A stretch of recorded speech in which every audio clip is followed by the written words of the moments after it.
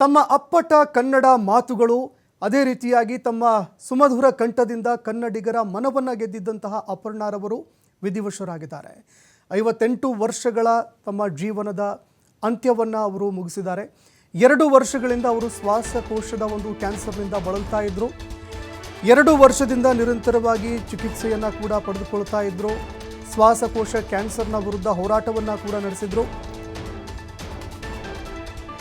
ನಿನ್ನೆ ರಾತ್ರಿ 9:30ಕ್ಕೆ ಅವರು ವಿಧಿವಶರಾಗಿದ್ದಾರೆ ಎನ್ನುವಂತಹ ಮಾಹಿತಿಗಳು ಈ ಮಗು ನಿಜವಾದ ಮಗುವಿಂದ ನೋಡೋದು. ಅವ್ರ ತಂದೆ ನಾರಾಯಣ ಸ್ವಾಮಿಗಳು ಕನ್ನಡಪ್ರಭ ನಮ್ಮ ಸಿನಿಮಾ ಸಂಚಿಕೆಯನ್ನು ಅವ್ರು ನಡೆಸ್ತಾಯಿದ್ರು. ಎಂಥ ಜರ್ನಲಿಸ್ಟ್ ಅವರು. ಇವತ್ತು ಅಪರ್ಣ ಸಂಸ್ಕಾರ ನೋಡಿದಾಗ ಜ್ಞಾಪಕ ಬರೋದು ನಾರಾಯಣ ಸ್ವಾಮಿಗಳು. ಎಂಥ ಸಂಸ್ಕಾರ ಅವರದ್ದು. ಒಬ್ಬ ಜರ್ನಲಿಸ್ಟಾಗಿ ನಮ್ಮ ಚಿತ್ರೀಕರಣಕ್ಕೆಲ್ಲ ಬಂದಾಗ ಆ ಚಿತ್ರೀಕರಣ ನೋಡಿ ಹೊಗಳೋದು ಬೈಯೋದು ಏನು ಇರ್ತಾರೆ. ಅಲ್ಲಿ ನಾವು ಹೇಗಿರಬೇಕು ಏನಿರಬೇಕು ಅದನ್ನು ಇಂಡೈರೆಕ್ಟಾಗಿ ಹೇಳ್ತಾ ನಮ್ಮ ಬದುಕು ರೂಪಿಸಿದ ಶಿಲ್ಪಿಗಳಲ್ಲಿ ಇವತ್ತು ತಂದೆನೂ ಒಬ್ಬರು.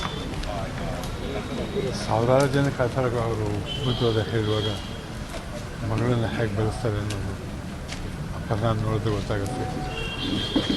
ಶುದ್ಧ ಕನ್ನಡ, ಸ್ಫುಟವಾದ ಕನ್ನಡ. ಪದಕ್ಕಾಗಿ ಹುಡ್ಕಾಡಲೇಬೇಕಾಗಿರಲಿಲ್ಲ, ತಾನಾಗಿ ಬರ್ತಾ ಇರೋದು. ಆ ಪ್ರತಿಯೊಂದು ಪದನೂ ನೇರ ಜನಗಳ ಹೃದಯ ಮುಟ್ತಾಯಿತ್ತು. ಅಂಥ ಒಂದು ಭಾಷೆಯ ಪಾಂಡಿತ್ಯ ನೋಡಿಲ್ಲ. ಆ ನಗುಮುಖ ಇನ್ನು ನನ್ನ ಬದುಕು ಇರೋವರೆಗೂ ಆ ನಗುಮುಖ ಹಾಗೇ ಜ್ಞಾಪಕ ಬರ್ತಾ ಇರುತ್ತೆ. ಆ ಮಗು ಬಗ್ಗೆ ಎಷ್ಟೇ ಹೇಳ್ತಾ ಹೋದರೂ ಇನ್ನೂ ಹೇಳಬೇಕು ಅನಿಸುತ್ತೆ. ಜೀವನದಲ್ಲಿ ತುಂಬ ನೋವು.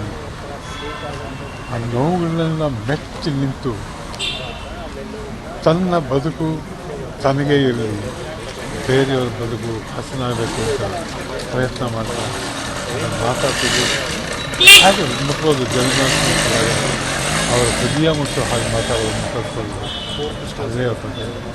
ಇಷ್ಟಕ್ಕೆಲ್ಲ ಶಕ್ತಿ ಅವರ ಪತಿ. ಅಂಥ ತಂದೆ, ಅಂಥ ಪತಿ ಭಾಳ ಅಪರೂಪ. ಅಂಥ ಅದೃಷ್ಟ ಈ ಅಪರ್ಣ ಮಾಡಿತ್ತು. ಮಗು ಎಲ್ಲೇ ಅವರ ಆತ್ಮ ತನ್ನ ಸುತ್ತಮುತ್ತ ಇದ್ದು ಅವರು ಯಾವತ್ತೂ ಚೆನ್ನಾಗಿರಬೇಕು ಅಂತ ಬಯಸ್ತಾರೆ.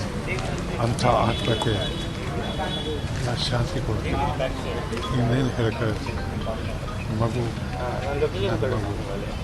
ನನ್ನಿಂದ ದೂರ ಆಗಿದೆ. ದೂರ ಹೋದರೂ ಇಲ್ಲಿ ಹತ್ತದಲ್ಲೇ ಇರುತ್ತೆ. ಓಂ ಶಾಂತಿ, ಓಂ ಶಾಂತಿ, ಓಂ ಶಾಂತಿ. ನಟನೆ ಬಗ್ಗೆ ಗರಡಿಯಿಂದಲೇ ಬಂದರು. ನಟನೆಗಿಂತಲೂ ಅವಳ ಬದುಕಿನಲ್ಲಿ ಅವಳು ನಡ್ಕೊಂಡ ರೀತಿಯೇ ಜನಕ್ಕೆ ಮಾದರಿಯಾಗುತ್ತೆ. ಆ ಮಾದರಿನೇ ಭಾಳ ಮುಖ್ಯ. ನಟನೆ ಇವತ್ತಿರುತ್ತೆ, ನಾಳೆ ಹೊರಟೋಗುತ್ತೆ. ಅದು ಬದುಕು, ಅವಳು ಬದುಕಿದ ರೀತಿ, ಅವಳ ಅಭಿಪ್ರಾಯಗಳು ತಿಳ್ಕೊಂಡಾಗ ಆ ಥರ ಬದುಕಬೇಕು ಅಂತ ಅನಿಸುತ್ತೆ ಜನಕ್ಕೆ. ಅಂಥ ಬದುಕು ಈ ಮಗು ಮಾಡಿತ್ತು.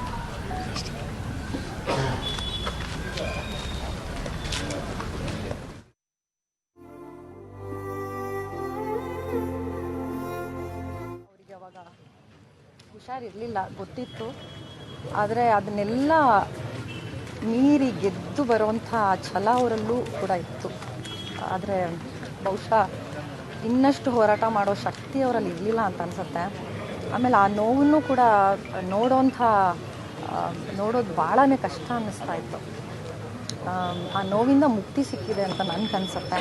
ಆ್ಯಂಡ್ ಈ ರೀತಿಯಾದಂಥ ಒಬ್ಬ ಅಪರೂಪದ ಕಲಾವಿದರು, ಎಷ್ಟೋ ಕ್ಷೇತ್ರಗಳಲ್ಲಿ ತಮ್ಮ ಛಾಪನ್ನು ಮೂಡಿಸಿ ಹೋಗಿರೋಂಥ ಕಲಾವಿದರು ಬಹುಶಃ ಇನ್ನು ಎಷ್ಟು ವರ್ಷಕ್ಕೆ ಬರ್ತಾರೋ ಮತ್ತೆ ಗೊತ್ತಿಲ್ಲ. ನಾನು ಯಾವಾಗಲೂ ಅವ್ರಿಗೆ ಹೇಳ್ತಾ ಇದ್ದೆ, ನಿಮ್ಮ ಏನು ಗುಟ್ಟು ನೀವು ಈ ಥರ ನಾನು ಚಿಕ್ಕ ಹುಡುಗಿದ್ದಾಗಿಂದ ನೋಡಿದಾಗಲೂ ನೀವು ಹಿಂಗೆ ಇದ್ದೀರಲ್ಲ ಅಂತ. ಈಗಲೂ ನಮ್ಗೆ ಹಾಗೆ ಕಾಣಿಸ್ತಾ ಇದ್ದಾರೆ, ಯಾವುದೇ ಥರ ವ್ಯತ್ಯಾಸ ಇಲ್ಲ. ಅಪರ್ಣಕ್ಕ ಹಾಗೇ ಇದ್ದಾರೆ, ಯಾವಾಗಲೂ ನಮ್ಮ ಮನಸ್ಸಲ್ಲಿ ಹಾಗೆ ಇರ್ತಾರೆ. ಆ್ಯಂಡ್ ಆ್ಯಂಕರಿಂಗ್ ಅನ್ನೋ ಒಂದು ಆ ಕ್ಷೇತ್ರ ಏನಿದೆ, ಆ ಕ್ಷೇತ್ರಕ್ಕೊಂದು ಸ್ಟಾರ್ ವ್ಯಾಲ್ಯೂ ಅಂತ ಏನಾದ್ರು ತಂದುಕೊಟ್ಟಿದ್ರೆ ಅದು ಖಂಡಿತವಾಗ್ಲೂ ಅಪರ್ಣಕ್ಕನೇ. ನಾವು ಯಾವತ್ತಿಗೂ ಅವ್ರನ್ನ ನೆನೆಸ್ಕೊತಾ ಇರ್ತೀವಿ. ಅವ್ರ ಮಾತುಗಳು, ಅವರು ಆ್ಯಂಕರಿಂಗ್ ಮಾಡ್ತಾ ಇದ್ದಂಥ ರೀತಿ ಎಲ್ಲ ಈಗಲೂ ನಮ್ಮ ಕಿವಿನಲ್ಲಿ ಹಾಗೆ ನೆನಪಲ್ಲಿರುತ್ತೆ. ಯಾವತ್ತಿಗೂ ಅವ್ರು ನಮ್ಮ ನೆನಪಲ್ಲಿರ್ತಾರೆ. ಜೊತೆಲಿ ನಮ್ಮ ಜೊತೆ ಜಾಸ್ತಿ ಆಪ್ತವಾಗಿದ್ದಿದ್ದು ಸಂಗೀತನ ತುಂಬಾ ಇಷ್ಟಪಡ್ತಾಯಿದ್ರು. ಸಿಂಗರ್ಸ್ ಅಂದರೆ ಭಾಳ ಜಾಸ್ತಿ ಪ್ರೀತಿ ಇತ್ತು. ಆ ಒಂದು ವಿಷಯನ ನಾನು ಯಾವತ್ತಿಗೂ ಮರೆಯೋಕ್ಕಾಗಲ್ಲ. ಆಮೇಲೆ ಈ ಹಾಡನ್ನು ಹಾಡಿ, ಆ ಹಾಡನ್ನು ಹಾಡಿ, ಈ ಭಾವಗೀತೆನ ಹಾಡಿ, ನಿಮ್ಮ ಆ ಸಾಂಗ್ನ ಹಾಡಿ ಅಂತ ಹಾಡಿಸ್ತಾ ಇದ್ರಲ್ಲ, ಅದನ್ನು ಯಾವತ್ತಿಗೂ ನಾವು ಮರೆಯೋಕ್ಕಾಗಲ್ಲ, ಯಾವತ್ತಿಗೂ ನೆನಪಲ್ಲಿ ಇರ್ತಾರೆ. ಆ್ಯಂಡ್ ಲಾಸ್ಟ್ ನಾನು ಅವರು ಒಂದು ಶೋನಲ್ಲಿ ಭಾಗವಹಿಸಿದಾಗಲೂ ಕೂಡ ತುಂಬಾ ಖುಷಿಯಿಂದ ಇದ್ದರು. ಬಟ್ ಅವರಿಗೆ ಅವಾಗ ಹುಷಾರಿರಲಿಲ್ಲ, ಗೊತ್ತಿತ್ತು.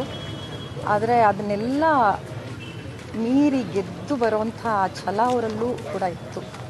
ಆದರೆ ಬಹುಶಃ ಇನ್ನಷ್ಟು ಹೋರಾಟ ಮಾಡೋ ಶಕ್ತಿ ಅವರಲ್ಲಿ ಇರಲಿಲ್ಲ ಅಂತ ಅನಿಸುತ್ತೆ.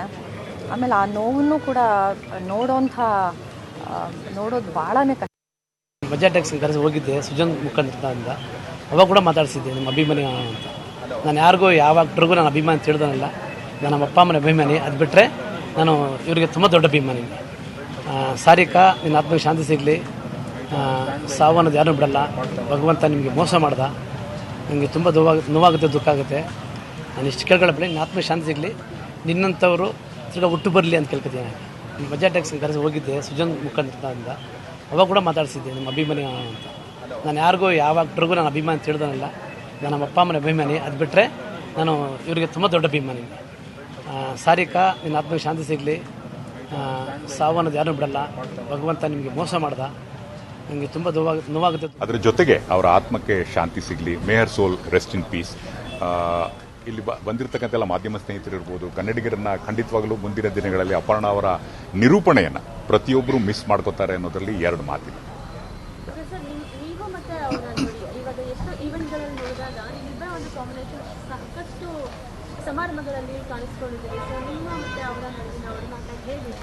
ತುಂಬ ಚೆನ್ನಾಗಿತ್ತು. ಅತ್ಯಂತ ವೃತ್ತಿಪರವಾಗಿರ್ತಕ್ಕಂಥ ಒಡನಾಟ. ಪ್ರತಿಯೊಂದು ಕಾರ್ಯಕ್ರಮ ಮಾಡೋಕ್ಕಿಂತ ಮುಂಚೆ ನಾವು ಆಯೋಜಕರ ಜೊತೆ ಚರ್ಚೆ ಮಾಡಬೇಕಾದ್ರೆ ಅವ್ರಿಗೆ ನಾವು ಹೇಳ್ತಾ ಇದ್ದದ್ದು ಒಂದೇ, ಇದು ನಿಮ್ಮ ಕಾರ್ಯಕ್ರಮ ಅಲ್ಲ, ಇದು ನಮ್ಮ ಕಾರ್ಯಕ್ರಮ.